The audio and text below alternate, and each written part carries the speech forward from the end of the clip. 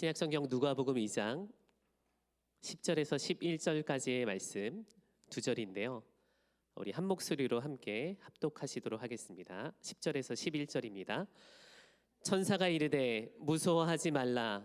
보라, 내가 온 백성에게 미칠 큰 기쁨의 좋은 소식을 너희에게 전하노라. 오늘 다윗의 동네에 너희를 위하여 구저가 나셨으니 곧 그리스도 주시니라. 아멘. 할렐루야. 주일 저녁 예배에 나오신 우리 성도님들을 주님의 이름으로 사랑하고 축복합니다. 정말 잘 나오셨습니다. 오늘 아침부터 주일 저녁까지 하루 종일 열심히 또 사역하시고 기쁨을 취하시는 분들도 계시고요. 또 중간에 잠시 브레이크 타임을 갖고 오신 분도 계시는데요. 하루의 시작을 찬양과 기도로 또 다시 예배로 마무리할 수 있는 것이 정말 큰 축복이에요. 때로는 사역이 우리의 삶을 이끌어갈 때가 있습니다.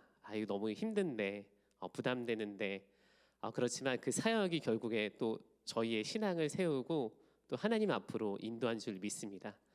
그렇기 때문에 주님의 부르심에 실수가 없다라는 그 신실한 붙들고 나아가는 우리 큰빛교회 성도님들 되기를 간절히 소망합니다. 제가 하나 질문 드릴게요. 우리 성도님들 행복하십니까? 말씀을 준비하면서 이 기쁨의 성탄, 난 정말 기쁠까라는 것들을 생각해 보니까요, 이 기쁨이란 질문에 자유할 수 없겠더라고요.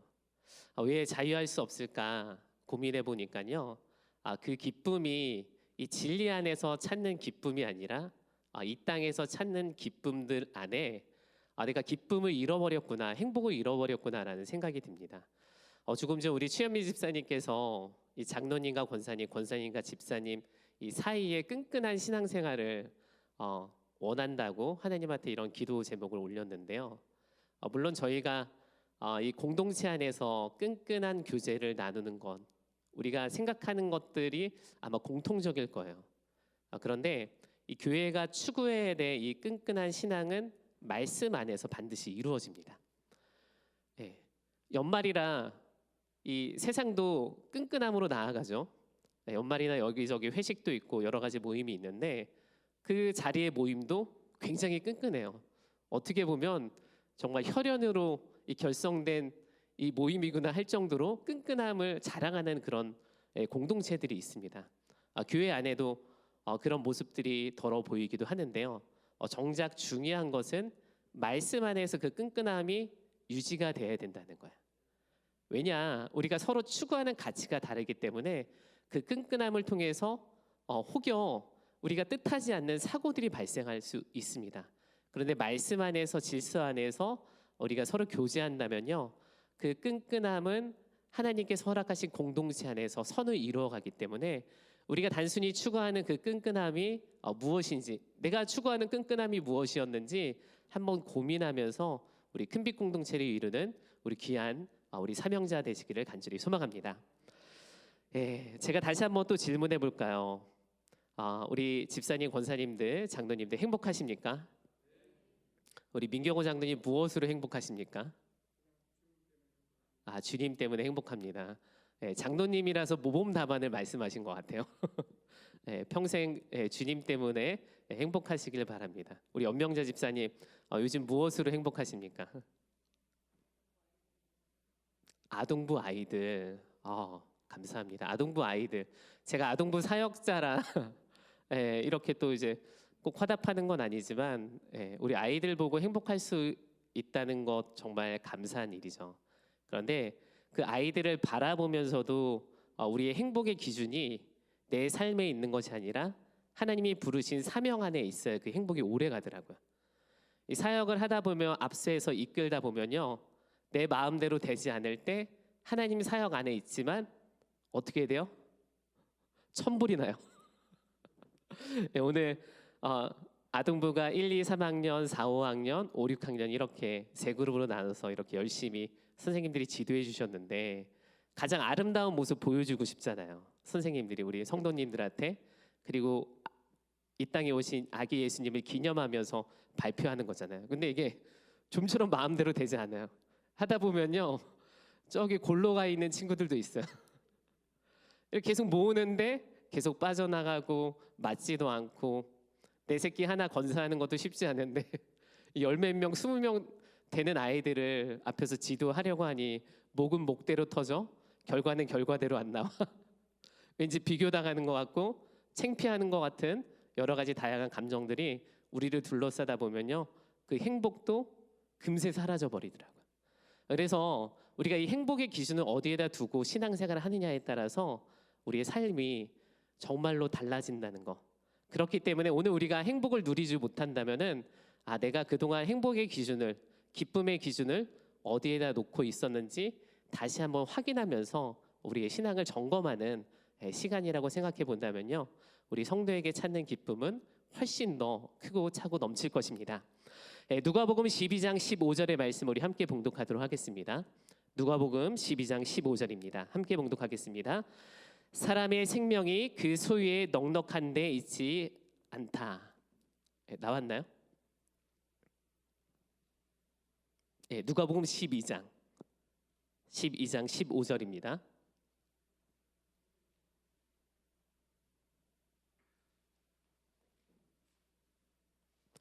자, 우리 함께 화면 나왔습니다. 우리 함께 봉독하도록 하겠습니다.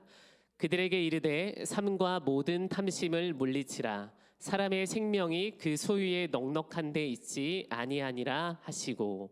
아멘. 그렇습니다. 이 사람의 생명이 그 소유에 있다라고 말하지 않죠. 그러니까 사람의 이 생명과 이 진리는 오직 하나님께 있음을 성경이 말하고 있어요. 그래서 오늘 우리가 우리의 삶의 행복이 어디 있을까, 그리고 우리 기쁨이 왜 사라졌을까 곰곰이 생각해 보면서 우리의 삶의 기준이 어디 있는지 점검해야 된다는 것이죠. 우리 사진 하나 보도록 하겠는데요. 우리 프린대학이 목요일 1시 반이면은 저렇게 이제 차량 봉사하시는 사역자분들과 아름다운 손길로 인해서 예배가 시작됩니다. 그런데 제가 저 사진을 왜 찍었냐면요, 저희 교회 1호차 스타리아 차량인데 스타리아 차량이 좋아요. 그리고 편해요. 문도 자동으로 열리고 발판도 나와서 어르신들이 타고 내리기가 정말 수월합니다. 스타리아가 있기 전에는 스타렉스에 이 푸른속 어르신들이 한번 올라타려면은 엉덩이를 밀어드려야 돼요. 보통 이게 쉬운 게 아니에요. 그리고 또 내릴 때도 차가 높이가 있기 때문에 서로 어려운데, 이 스타리아 차량이 교회에서 들어오고 나서 타고 내리기가 정말 편하고, 이로 인해서 정말로 이 푸른대학 사역이 훨씬 더 즐거움과 그다음에 기쁨을 누리는 시간이 됩니다. 그런데 이 스타리아가 큰빛교회 들어왔다라고 해서 이 스타리아를 통해서 생명을 얻었다라고 말하진 않죠. 그런 것처럼 우리 성도의 삶 가운데 어떤 소유로 인해서 생명을 얻는 것이 아니라 오직 하나님으로 인해서 우리는 생명을 얻는다라고 말할 수 있습니다. 성도는 이 가치를 위해서 살아가는 거예요. 물론 우리의 삶 가운데 소유로 인해서 편안한 삶이 정말 많습니다. 방금 말씀드린 스타리아 차량처럼 그것이 있고 없음의 사역의 질은 확연히 다르지만 그것으로 인해서 생명이 닿지 않는다라는 거죠. 우리 감리교 존 웨슬리 목사님께서 생을 마무리하면서 우리에게 이런 말씀을 남기셨는데요. 우리 함께 존 웨슬리 목사님께서 남기신 말씀을 함께 봉독하도록 하겠습니다. 무엇보다 가장 좋은 것은 하나님이 우리와 함께 계시는 것이다. 그래요. 소유도 중요하지만 소유를 통해서 삶의 질이 높고 낮음도 우리가 추구해야 될 가치긴 하지만 정말 중요한 것은 하나님이 우리와 함께 한다는 것. 이 사실이, 이 진리가 성도의 삶 가운데 생명을 준다는 것이죠. 그래서 우리 성도의 행복의 기준은 이 땅의 소유가 아니라 반드시 하나님께 있을 때 우리 성도에게 이 참을 수 없는 기쁨이 차고 넘친다는 거예요. 이 기쁨이 영원할 수 없지만 혹여 기쁨을 잃어버렸다면은 우리 삶 가운데 그 기준이 어디 있는지, 삶에 있는지 소유에 있는지 하나님께 있는지 반드시 구분하여 잃어버렸던 그 기쁨을 찾으시기를 간절히 소망합니다. 저는 오늘 이 누가복음 2장의 말씀을 통해 이 베들레헴의 이 목자들의 이야기를 통해서 이들이 삶의 기쁨을 어디에다 두고 있었는지 말씀을 살펴보려고 합니다. 성도라면 반드시 알아야 하는 것 가운데 바로 이 성탄에 대한 배경의 이야기죠. 오늘 본문은 베들레헴의 양을 치던 목자들에게 이 예수님의 탄생 소식이 들려오는 내용입니다.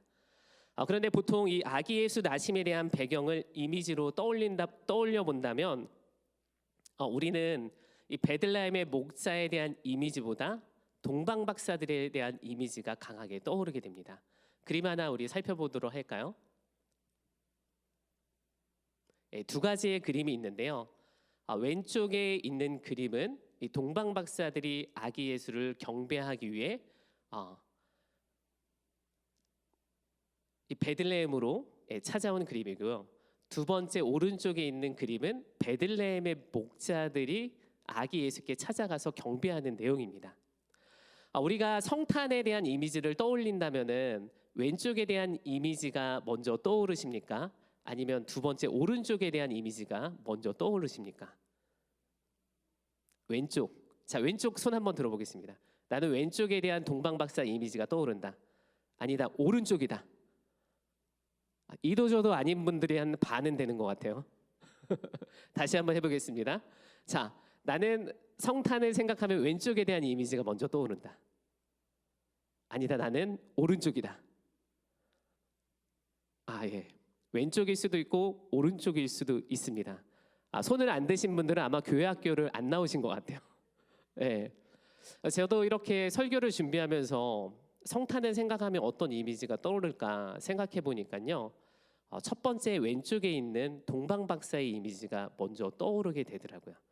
왜 제 생각 가운데 동방박사의 이미지가 떠오르는지 저도 명쾌하게 제 생각을 증명해 보일 수는 없지만 많이 들었던 말씀이 베들레헴의 목자들의 이야기보다 동방박사 이야기에 대한 말씀을 많이 들었기 때문에 이 이야기가 이미지로 먼저 떠오르지 않나 생각해 봅니다. 자, 그렇다라고 한다면은 왜 우리는 이 동방박사에 대한 이미지를 강하게 기억하고 있을까? 그것은 다른 것이 아니라 누가복음 베들레헴의 목자들의 이야기보다 이 동방박사들의 이야기가 굉장히 극적이고 다이나믹하다는 거예요. 저 멀리 동방에서 지금으로 본다면 이라크에서 예루살렘까지 이 박사들이 별을 보고 아기 예수를 경배하러 온 거죠. 굉장히 드라마틱하면서도 놀라운 일이에요. 그런데 내부적으로는 어땠습니까? 헤롯이 그 별을 보고 찾아온 박사들을 향해서 놀란 마음을 감출 수 없어요.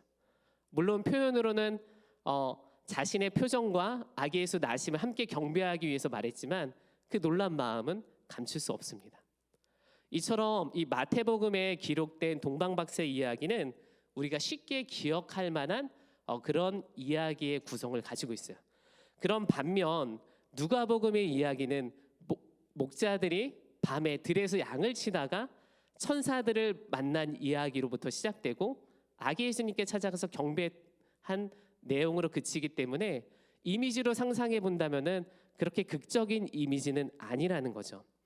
그러면 왜 우리는 이렇게 마태복음과 누가복음이라는 이 두 복음서 가운데 이 마태복음에 대한 말씀에 더 집중할 수밖에 없었는가? 그리고 왜 이 이야기를 더 집중할 수밖에 없었는지 말씀을 더 자세히 살펴보면요.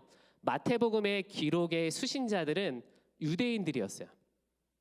유대인들은 오실 왕에 대한 이야기를 매일같이 기다렸기 때문에 이 마태가 마태복음을 시작하면서 족보에 대한 이야기로 이 아기 예수 오심에 대한 이야기를 그려갔다는 거예요.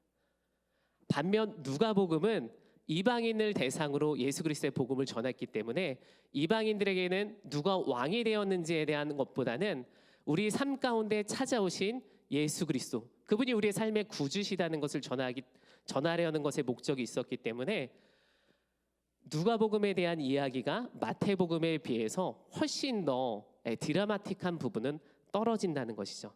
그렇게 예수님의 탄생 배경을 소개하는 데 있어서도 상대적으로 누가복음은 일상에서 찾아온 예수님을 이야기할 수밖에 없었고, 마태복음은 우리가 그토록 바라던 왕에 대한 이야기에 그 자리로부터 시작할 수밖에 없었다는 거죠.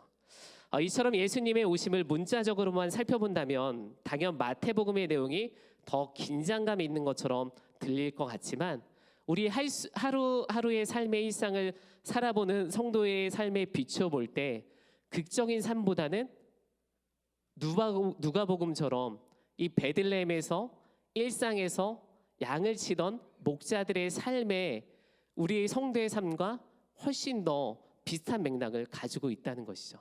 그래서 저는 오늘 이 누가복음 말씀을 통해서 우리가 어떻게 목자들의 삶을 통해서 기쁨의 성탄을 준비할 수 있을지 그 말씀의 내용을 살펴보도록 하겠습니다. 첫 번째, 우리가 기쁨의 성탄을 준비하기 위해서는 기쁨은 성전이 아닌 우리 삶의 일상에서 시작된다는 것을 깨달아야 돼요. 오늘 함께 본문 8절의 말씀을 봉독하도록 하겠습니다. 그 지역에 목자들이 밤에 밖에서 자기 양떼를 지키더니. 아멘. 이 당시 목자에는 여러 가지 유형들이 있었는데요. 첫째는 자기 양을 직접 치는 이 소규모 이 자영업자들 목자들이 있었습니다. 그리고 두 번째로는 타인의 양을 대신 맡아서 치는 고용된 목자들이었죠. 그런데 오늘 본문 8절 말씀을 살펴보니까요, 목자들이 밤에 밖에서 자기 양떼를 지켰다라고 말씀하는 것을 통해 우리는 이 목자들이 자신의 양을 치던 자영업자의 형태가 아니라 지주들의 양을 대신 치던 목자들이라는 것을 알 수 있습니다. 당시 자영업자로 이 소규모로 이 양을 치던 사람들은 밤이 되면 자신의 집으로 양을 데리고 돌아갈 수 있었어요.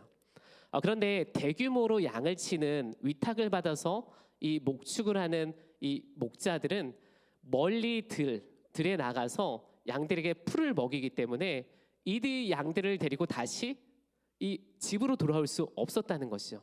그렇기 때문에 넓은 들판에 임시 양들을 가둘 수 있는 울타리를 만들고 그곳에서 양을 넣고 밤을 지새워야 하는 그런 시스템 가운데 있었다는 것이죠.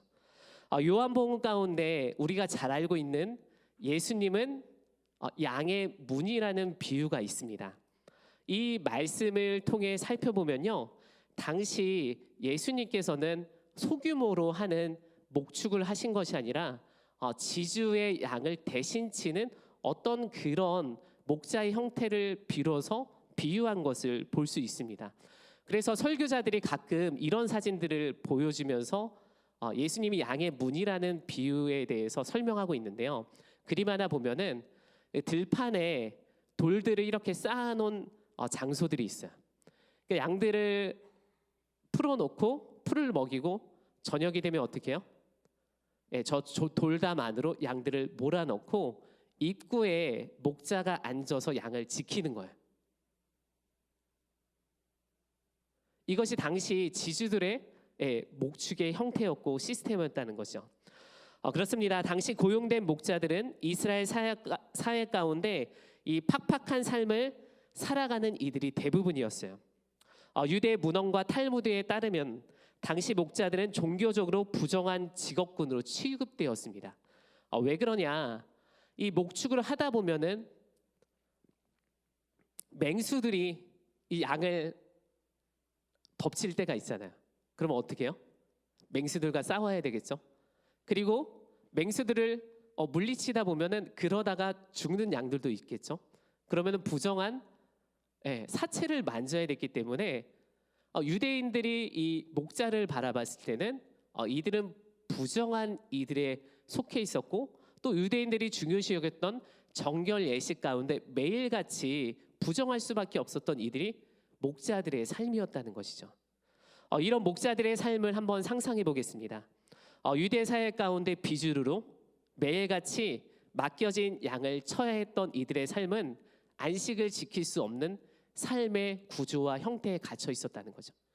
그렇게 열심히 지주들의 양을 쳤음에도 불구하고 유대인들이 그토록 중요시 여겼던 정결 예식에 있어서는 자신들은 늘 죄인의 삶을 살 수밖에 없었던 연약한 자의 삶이었다는 것입니다. 제가 말씀을 묵상하면서 이스라엘의 목자가 될 수는 없었지만 군 시절 당직으로 밤을 지새웠던 그때가 생각이 났었어요. 저는 당시 국가의 부름을 받으면서 시간과 공간의 물리적 한계는 있었지만 제가 밤하늘을 바라보면서 상상의 나래를 펼치는 것들에 대해서만큼은 자유함을 얻을 수 있었던 것이죠. 아주 단순하고 단편적으로 이번 휴가 나가면은 맛있는 거 좀 먹어야 되겠다.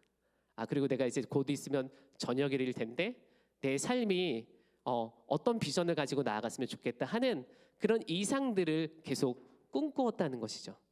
그런데 한편으로는 군 생활의 위기가 찾아오면요, 하나님 저를 이곳으로 왜 보내셨습니까 하면서 인간의 본질적 질문에 대해서 되뇌어 보면서 지새웠던 밤들이 생각나더라고요. 생존을 위해 하루하루 평안을 강구했던 이런 목자들의 삶 가운데도 다양한 삶의 목적이 있었지만 밤을 지새우다 보면요, 맹수들의 공격과 양 무리들을 살피는 과정 가운데 목자로서 양들을 향한 그 마음을 떨쳐버릴 수 없었다는 것이에요. 당연 목자이기 때문에 양들의 안위를 살펴야 됐고요, 맹수들의 울음소리가 나면요, 하나님께 기도할 수밖에 없는 삶을 살아야 되는 것이 바로 목자들의 삶이었다는 것이죠. 목자들의 삶을 대표하는 이가 있는데 바로 다윗이죠. 시편 23편을 보면요, 다윗이 여호와는 나의 목자시니 뭐래요? 내게 부족함이 없대요.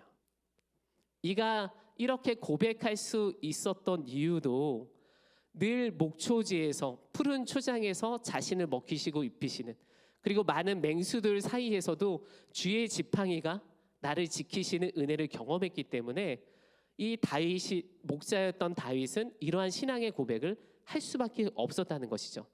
이 목자들의 이상적인 삶을 위한 상상의 나래를 펼치기도 했지만 진정 이들은 밤하늘을 지새우면서 자신의 삶의 근본이 무엇인지, 자신의 삶의 주인이 누군지 밤하늘을 보면서 되뇌었다는 것이죠. 그렇습니다. 기쁨의 성탄은 우리의 직분과 큰빛교회라는 공간이 주는 것이 아니라 주를 간절히 찾는 자들이 누리는 기쁨이라는 거예요. 수없이 지새웠던 그 밤에서 하나님이 우리의 주님이라는 그 사실을 고백할 때 이 성탄은 누구에게도 빼앗기지 않는 기쁨이 된다는 것이죠. 하나님께서는 주를 간절히 찾는 자들에게 11절 이러한 선물을 해주시는데요, 우리 함께 봉독하도록 하겠습니다. 누가복음 2장 11절입니다. 오늘 다윗의 동네에 너희를 위하여 구주가 나셨으니 곧 그리스도 주시니라. 아멘. 이제 내일 모레 다가오는 성탄, 2025년 성탄은 그저 다가오는 성탄이 아니라 우리가 주를 간절히 찾는 자들에게 천사가 나타나서 그 기쁨의 소식을 듣는 그런 성탄이 되기를 간절히 소망합니다. 그래서 우리가 큰빛교회에 있다고 해서 성탄을 누리고 즐기는 것이 아니라 주님을 찾는 자들에게 주어지는 기쁨이 되기를 간절히 소망합니다. 두 번째, 이 기쁨은 쟁취해야 돼요. 우리가 성탄 절기를 맞는다고 해서 기쁨을 누리는 게 아니라 기쁨이 있는 자리로 달려나갈 때 그것이 우리에게 기쁨이 됩니다. 이 다윗의 동네에 구주가 나셨다는 소식을 들은 목자들은 천사의 말에 순종함으로 아기 예수님이 있는 곳으로 찾아 나섭니다.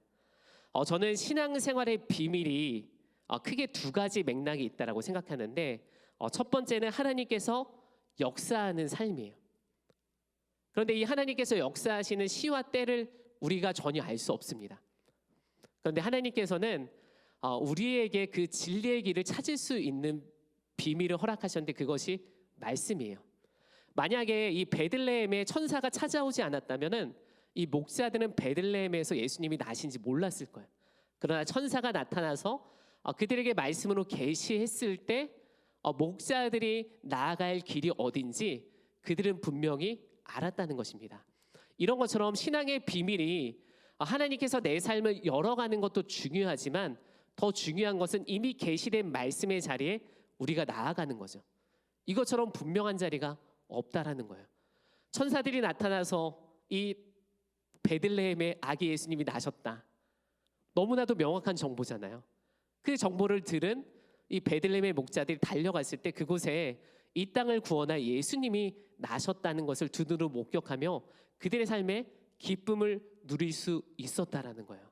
그래서 기쁨은 주어지는 것이 아닙니다.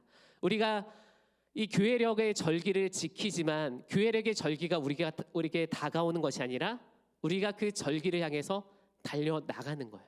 하나님의 기록된 말씀을 향해서 달려나갈 때 우리의 기쁨은 배가 되고요. 우리의 기쁨은 잃어버릴 수 없는 기쁨이 된다라는 것이죠. 그런데 이 기쁨을 향해서 달려나갈 때 중요한 것이 있습니다. 그것이 오늘 누가복음 2장 15절 말씀인데 우리 누가복음 2장 15절의 말씀을 함께 봉독하도록 하겠습니다. 천사들이 떠나 하늘로 올라가니 목자가 서로 말하되 이제 베들레헴으로 가서 주께서 우리에게 알리신 바 이 이루어진 일을 보자 하고. 아멘. 기쁨을 쟁취하기 위해서 목자들이 천사들이 들었던 그 말씀의 자리로 나아가는데 정말 중요한 요소가 있어요. 그게 뭐냐면은 노란색 부분에 목자들이 뭐라고 이야기해요? 서로 말하되 천사들의 말씀을 듣고 아기 예수, 이 땅을 구원하실 구주가 있는 그곳으로 달려나가자고 어떻게 해요? 서로 말했대요. 서로. 만약에 이 베들레헴 들판에 이 목자들이 가득가득한데 누구 한 사람이라도 천사들의 말에 의심하고 나아가기를 거부했다면 어떻게 됐을까요? 쉽게 아기 예수 오신 곳으로 갈 수 없었을 거예요. 더구나 이들은 양을 위탁받았던 목자들이잖아요. 자신의 양을 치는 것이 아니라 누군가의 양을 맡고 있었기 때문에 근무지를 이탈하는 것이 결코 쉽지가 않았을 거예요. 그런데 목자들이 한 마음 한 뜻으로 서로 말하되 이 베들레헴으로 가서 그 아기 예수께 경배하기 원했다라는 거예요. 오늘 이 시간 우리가 기쁨의 성탄을 누리는 가장 중요한 비결은 그 기쁨을 향해서 서로 권면하는 거예요. 그 아기 예수님이 있는 곳, 이 땅이 줄 수 없는 참 기쁨과 소망이 있는 곳을 향해서 함께 나아가기를 권면할 때 그때 비로소 하나님의 역사가 일어나고요. 서로뿐만이 아니라 그 역사의 현장에 있었던 모든 사람들이 하나님의 역사를 향해 기쁨이 넘쳐난다라는 거예요. 그 밑에 18절의 말씀을 함께 보겠는데요. 화면에 나오지 않습니다. 성경책 누가복음 2장 18절의 말씀을 보면 목자들이 천사들의 이야기를 듣고 베들레헴 아기 예수 나신 곳으로 달려나가서 내가 천사들에게 이러한 계시의 말씀을 듣고 이 자리까지 왔다라는 것을 고백하게 되죠. 그때 어떤 일들이 벌어지는지 우리 함께 봉독하도록 하겠습니다. 18절입니다. 듣는 자가 다 목자들이 그들에게 말한 것들을 놀랍게 여기되. 아멘. 이 말 구유에는 요셉과 그리고 그의 아내 마리아가 있었죠. 정말 그 가정에 아기 예수님을 몸으로 받아낸다는 것은 너무나도 고통스러운 일이자 혼란스러운 일이었을 거예요. 그리고 말 구유에서 아이를 받아야 한다는 그런 상황도 여의치 않았는데 두려운 마음들이 그 가정을 엄습하고 있을 때 베들레헴 목자들이 다가와서 뭐라고 얘기해요? 천사들이 이곳 베들레헴에 왕이 나셨다 함을 듣고 우리가 찾아왔다라고 고백하잖아요. 이러한 고백이 있을 때, 이러한 간증이 있을 때 마리아와 요셉이 그들의 간증을 듣고 뭐라고 말해요? 18절 하반절 말씀 보니까요, 놀랍게 여겼대요. 놀랍게. 무엇이냐? 우리가 하나님께 소망을 두고 하나님이 말씀하신 곳을 향해서 달려나갈 때 이것이 또 다른 누군가의 간증이 되고 놀라운 역사의 현장이 된다는 것입니다. 바라기는 우리가 기쁨을 잃어버렸다면요, 그거는 이 땅의 다양한 것들의 삶의 기준을 두었다는 거예요. 그것이 혹시 사람일 수도 있고요, 다양한 물질적 가치일 수 있어요. 그러나 우리는 다시금 이 누가복음 2장의 말씀을 통해 일상에서 하나님의 기쁨을 되찾았던 목자의 삶을 통해서 우리가 나가야 할 곳이 어딘지, 우리가 서로 권면해야 될 것이 무엇인지, 우리가 간증해야 될 것이 무엇인지 다시 한번 재점검하며 기쁨의 성탄을 다시 회복하며 누리는 성도의 삶이 되기를 간절히 소망합니다. 이 시간 우리 함께 찬양의 자리, 기도의 자리로 나가기를 간절히